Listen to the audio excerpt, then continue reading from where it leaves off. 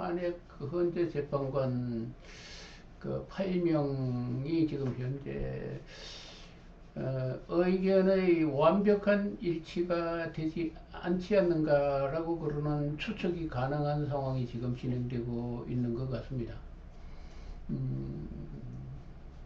뭐 그러니까 쉽게 얘기해서 일치된 단결된 어떤 확신이 있다라면은 지금과 같이 이렇게 지체되어야 될 이유가 없죠. 그런데 뭐 기각이든 인용이든 간에 둘 중에 하나가 지금 뭐 어떤 결론이 나와야 되는데 그 결론을 내는 데 대해서 확실한 어떤 헌재 재판관 8명의 확실한 어떤 결론을 국민들에게 알려야 되겠다, 발표를 해야 되겠다라는 어떤 그 용기, 신념이 지금 부족하지 않는가.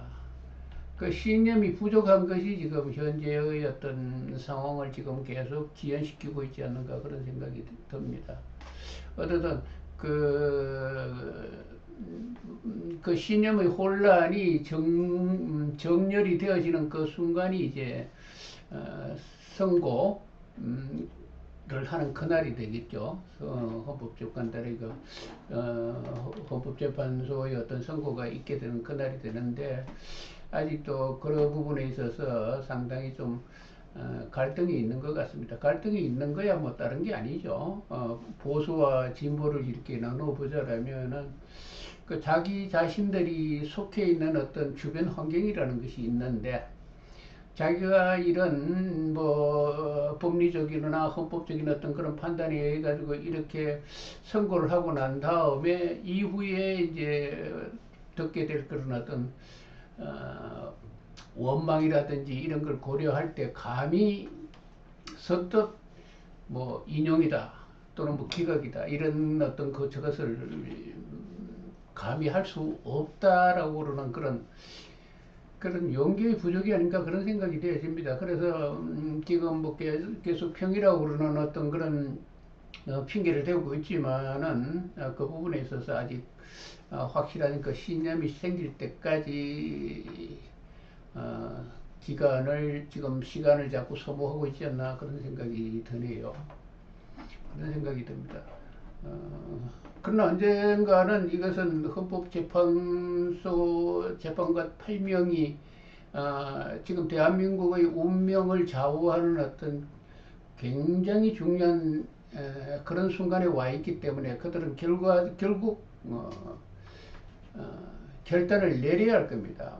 그런데 유감스럽게도 예를 든다라면은 그렇죠. 만약에 선거에 의해서 선출된 어떤 그 정치인 같으면은 그 선거 과정에서 그 정치인들은 대단한 어떤 신념의 어떤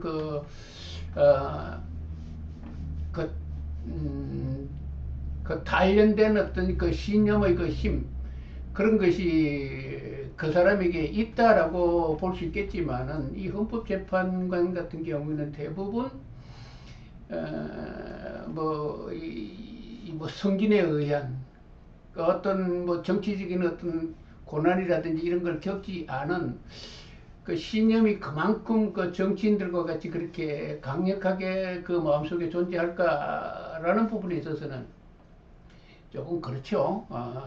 정치인들은 어떤 결단을 내릴 때에 그야말로 그러니까 충실한 그러니까 충분히 국민들이 존경할 만한 그런 정신을 얘기하는 겁니다. 그런 사람인 경우에는 자기의 흔히 여기서 목숨을 내놓고라도 어떤 결론을 내리게 되지만은 이 헌재 재판관들 같은 경우에는 과연 그러한 결단력이 있을까? 자, 나의 이 결단이 대한민국을 살릴 수 있다 또는 대한민국을 뭐 흥망을 결정짓는 중요한 나의 이 결단이 대한민국 운명을 좌우할 수 있다. 그래서 나를 희생해서라도 이런 결단을 내려야만 되겠다라고 그러는 어떤 그런 강한 신념이 헌재 재판관들에게 과연 있을까라는 생각을 그런 의혹을 한번 가져봅니다. 그렇지 않습니까? 지금 그러나 사실 이제 본질적으로 따지고 보면 현재 재판관들은 대한민국의 운명을 좌우하는 그런 결단을 내려야 되는 그런 운명, 그런 기로에 서 있단 말이죠. 굉장히 중요한 기로에 서 있습니다. 지금의 현재의 재판관의 그 결단이 어떤 곳으로 향하느냐에 따라서 이후의 대한민국이 완전히 달라진다라는 얘기죠. 그죠? 그거 분명하죠. 그죠? 현재 재판관이 이 결단을 내려도 되고 저 결단을 내려도 되는 그런 문제가 아니라는 얘기입니다. 지금 현재 헌법재판소에 놓여 있는 그 판결, 그 결과라고 그러는 그 결과는 굉장히 중요한 어떤 의미를 갖고 있다라는 얘기입니다. 무슨 얘기냐면은 이런 거죠. 기각이냐 인용에 따라서 엄청나게 차이가 난단 말이죠. 왜 그런가 하면은 기각이나 또는 각하가 된다라면 윤석열 대통령이 다시 대통령직에 복귀하는 것을 의미합니다. 그죠? 그렇죠? 그리고 인용이 되면은 윤석열 대통령은 계엄이라고 그러는 그것으로 인해서 중대한 결격 사유가 생겼고 그 책임으로 인해 가지고 대통령직에서 파직되는 것을 의미하는 겁니다. 그러니까 이 계엄의 문제가 여기에 굉장히 중요한 어떤 논점으로 지금 부상되어 있다는 얘기죠. 그런데 기각이나 각하를 얘기하는 쪽의 얘기는 그렇습니다. 요번의 계엄은 이제 김용현이라든지 이런 요 계엄을 주도했던 그 사람들의 얘기, 윤석열 대통령도 마찬가지고 또 변호인들도 마찬가지고 하는 주장이 그거죠. 이 계엄은 내란이 아니라 경고형이었고 계몽령이었다라는 것이 몇 개의 단어로 요약할 수 있는 그것을 표현하자면 그렇게 표현을 하고 있습니다.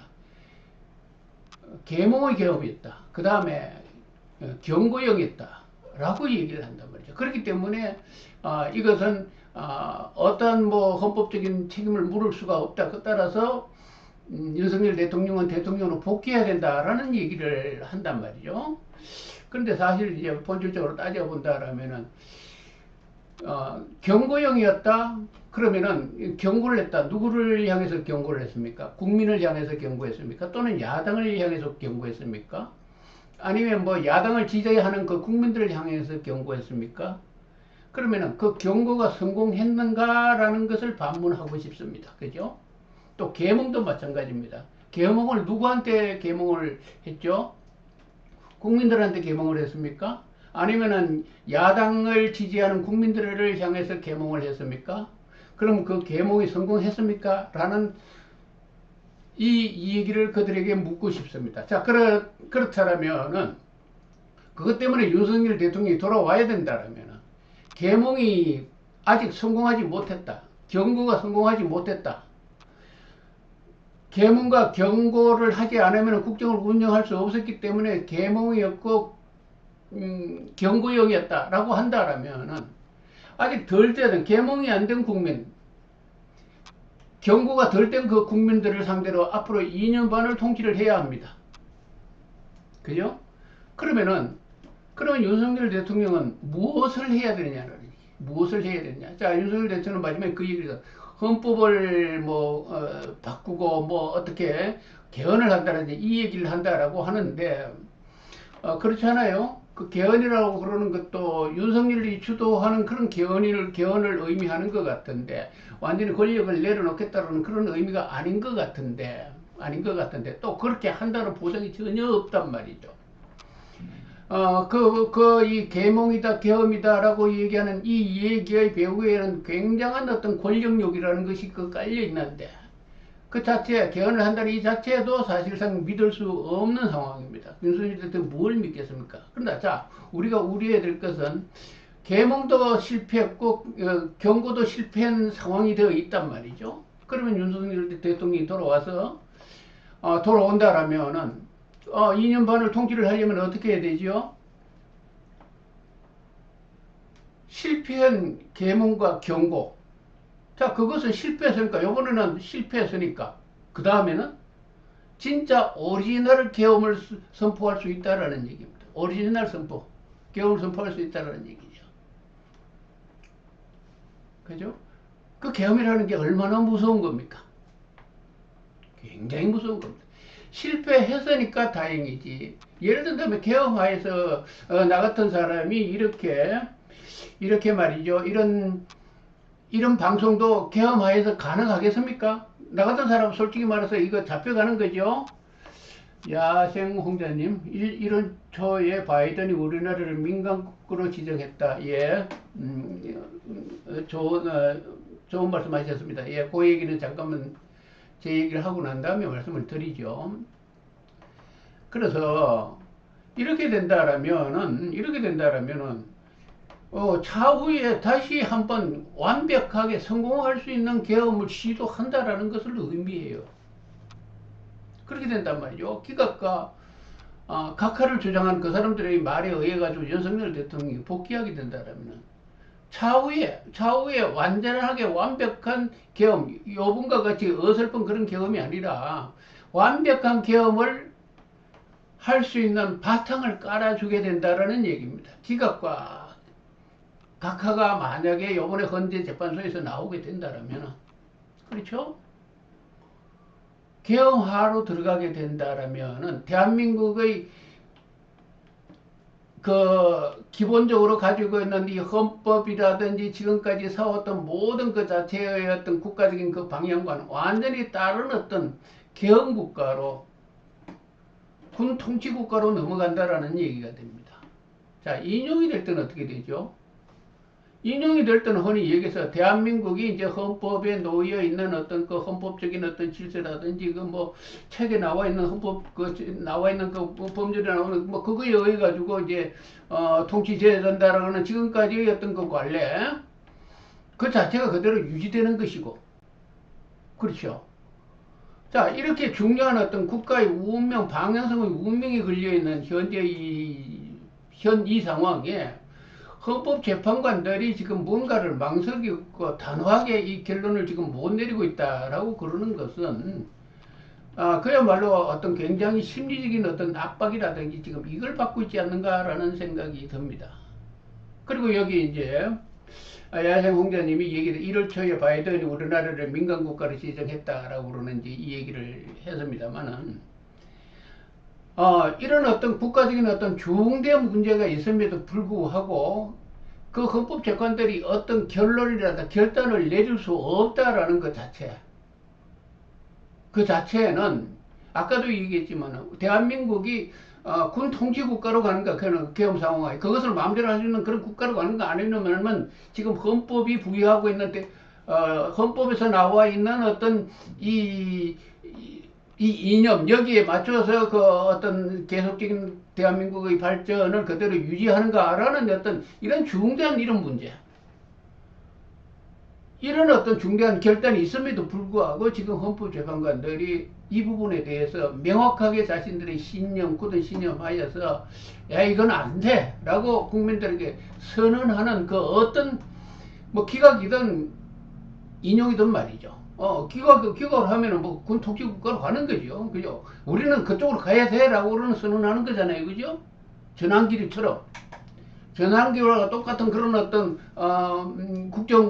그런 어떤 세계관, 앞으로의 대한민국의 어떤 방향성, 그리고 국힘당이 얘기하고 있는 그 방향성으로 우리는 가야 돼라고 그러는 선언을 하는 거잖아요. 그죠? 그걸 하든지 아니면 인용을 하든지 그러면은 이제 국힘당과 전환길 그 일당들이 얘기하는 그 방향과 이제 다른 방향으로 가는 것을 얘기하는 거죠. 그러니까 국가의 방향은 명확하게 갈리게 되어 있습니다. 갈리게 되어 있는데 지금 헌재 재판관 8명은 여기에 대해서 아직 결단을 못 내렸다라는 얘기가 되는 거죠. 그죠? 우리 용기 있게 우리 이 부분에서 확실하게 뭘 합시다라고 지금 결단을 의견 일치가 안 되는 게 지금 미뤄진다라고 봐야 되겠죠. 그죠? 그렇잖아요. 여기 이제 뭐 바이든이 지금 뭐 민간 국가라고 이제 여기 지정한 이 문제도 마찬가지입니다. 외교적으로는 이런 중대한 어떤 심각한 문제를 지금 불러일으키고 있는 이 상황 하에서 인용을 한다고 하면 빠른 시일 내에 새로운 어떤 정치 지도 체제를 대한민국을 이끌어갈 어떤 새로운 정치 집단을 권력을 형성해 가지고 대내외적인 어떤 그 상황 변화에 대응을 해야 될 텐데 이것이 명확한 어떤 이것이 있음에도 불구하고 이 결단을 못 내리고 있단 말이죠. 못 내리고 있단 말이죠. 그래서 이제 이 헌재 재판관 이 8명의 영감님들의 어떤 이 생각이 있어서 신념 부족, 결단 부족 어떤 어찌 모르겠습니까? 이 문제에 대해서 이런 문제가 있다는. 그러나 그 자기 환경 주변에 놓여 있는 어떤 그 아는 어떤 그 인맥이라든지 등등의 어떤 어머니 양으로의 어떤 압박도, 심리적인 압박도 느낄 수 있겠죠. 내가 이렇게 여기 뭐 한다라면은 나중에 어떻게 될까라든지 뭐 등등과 같은 그런, 복잡한 얘기가 있겠죠. 생각이 있겠죠. 그죠? 그러니까, 지금 어떻게 자꾸 미뤄지지 않는가라는 생각이 듭니다. 그러나 결과적으로 이것은 거듭 얘기지만은 이런 어떤 국가의 중대사를 결정하는 이 문제이기 때문에,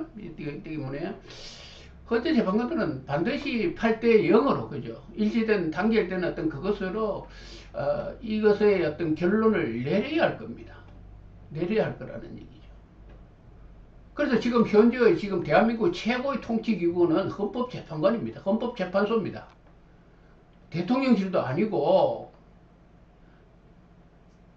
지금 누구 최대한 그 권한 대행도 아니고 지금 아니라는 얘기. 지금 대한민국 최고의 권력기관은 지금 헌법재판소랍니다. 그런데 헌법재판소에 거기 들어가 있는 그 8명, 그 헌법재판관들이 정치인이 아니라서, 그러니까 관료 조직의 어떤 그런 저거에 의해 가지고 승승장구하던 그런 유약한 백면서생이 아니었는가라는 생각이 듭니다. 그것 때문에 지금 이런 중대한 어떤 이 결단에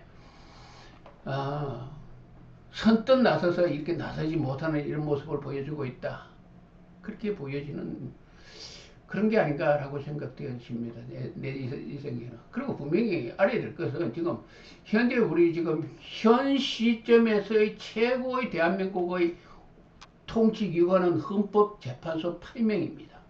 8명입니다. 8명이라는 얘기죠. 그것을 안다라면은 결론을 내려야 되죠. 내려야 되죠. 어디로 갈 건가? 대한민국 앞으로 미래가 어디로 갈 건가라는 얘기입니다. 경고형이다, 계몽형이다 라고 얘기하면서 기각과 각하를 얘기한다라면은 다음의 완벽한 계엄을 위한 밑바닥을 깔아주는 헌재의 판결이 될 수밖에 없습니다. 탄핵 경고형이었다, 계몽형이었다라는 것을 인정하면서 탄핵 기각과 각하를 만약에 헌법재판소가 내린다면 이것은 다음에 완벽한 비상계엄의 밑장을 깔아주는 그런 판결이라고밖에 그 판결로밖에 될 수가 없다라는 얘기죠. 그렇기 때문에 아마 기각과 각하라고 그런 건 도저히 지금 이 상황에서는 넘을 수 없는 선이란 말이죠. 넘을 수 없는 선. 그런데 인용을 얘기하자니 이후에 들어닥칠 어떤 흔히 얘기해서 보수의 인맥을 가지고 있는 그 헌재 재판관 몇 명들은 굉장히 심적인 부담을 지금 가지고 있기 때문에 인용적으로 의견을 일치하는 것도 자꾸 망설여지고 그렇기 때문에 거기에 일치된 어떤 결론을 얘기하려고 하니까 굉장히 지금 목표는 8대 0 일치된 그것으로서 인용 판결을 선언해야 되는데 거기에 지금 굉장한 어떤 지금 설득의 작업이 있지 않는가. 지금 헌법재판소의 어떤 진행 상황이 그런 것 같습니다.